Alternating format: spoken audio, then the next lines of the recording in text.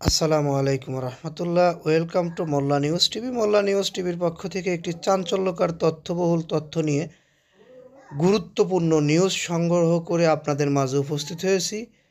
একটি কলা নিলামে ৭২ কোটি টাকা দিয়ে কিনেছেন, কেনার পরে আবার সেই কলাটি খেয়ে ফেলেছেন। এটি আসলে চাঞ্চল্যকর তথ্য ছাড়া কিছুই নয়। একটি কলার দাম ৭২ কোটি টাকা, বাস্তবে সেটি কিনেছেন এবং নিজে সে কলাটি খেয়ে ফেলেছেন। গত সপ্তাহে ধূসর রঙের শর্ট টেপ লাগানো একটি কলার শিল্পকর্ম ৬.২ বিলিয়ন ডলারে বিক্রি হয় বাংলাদেশি মুদ্রায়, যা ৭২ কোটি টাকারও বেশি। অবাক করা তথ্য হলো, নিউ ইয়র্কের ম্যানহাটন শহরের এক বাংলাদেশি ফল ব্যবসায়ীর কাছ থেকে মাত্র ৩৫ সেন্ট অর্থাৎ ৪২ টাকায় কলাটি কেনা হয়। এরপর দেওয়ালে স্কচ টেপের মাধ্যমে সেটে দিয়ে এটিকে দেওয়া হয় শিল্পকর্মের খেতাব।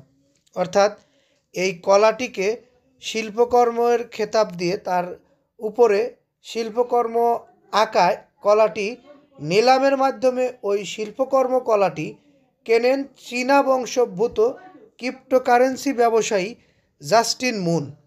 অর্থাৎ উনি একজন ক্রিপ্টোকারেন্সি ব্যবসায়ী, ওনার নাম জাস্টিন মুন। ওই সময় তিনি জানান কলাটি তিনি খেয়ে ফেলবেন। নিজের দেওয়া সেই কথা রেখেছেন জাস্টিন মুন। তিনি ৭২ কোটি টাকায় কেনা সেই কলা সত্যিই খেয়ে ফেলেছেন। ব্রিটিশ সংবাদ মাধ্যম বিবিসি শুক্রবার অর্থাৎ আজকে ২৯ নভেম্বর জানিয়েছেন তিনি হংকংয়ে সংবাদ সম্মেলন ডেকে সাংবাদিকদের সামনে কলাটি খেয়ে ফেলেছেন। আমরা আসলে বিষয়টি জানার পরে খুবই উদ্বুদ্ধ হয়েছি আপনাদের জানানোর জন্য। এই কারণেই নিউজটি আমি আপনাদের মাঝে নিয়ে এসেছি। আসলে একটি কলা এভাবে স্কচ টেপ মেরে সেই কলাটি ৭২ কোটি টাকায় বিক্রি হয়েছে নিলামে, আর ৭২ কোটি টাকা দিয়ে একজন ক্রিপ্টোকারেন্সি ব্যবসায়ী কিনে নিয়ে সেটি আবার খেয়ে ফেলেছেন।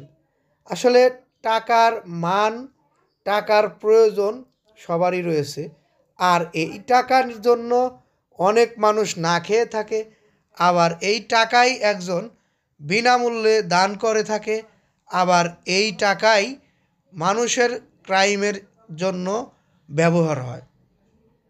আর আজকে আমরা দেখলাম একটি কলা ৭২ কোটি টাকা দিয়ে কিনে খেয়ে ফেললেন একজন চীনা বংশোদ্ভূত ক্রিপ্টোকারেন্সি ব্যবসায়ী। যাই হোক, আমরা আপনাদেরকে এই নিউজটি জানানোর জন্য চেষ্টা করেছি একটা কারণেই, সেটি হচ্ছে টাকা যার কাছে যত রয়েছে তার কাছে তেমন মূল্য রয়েছে।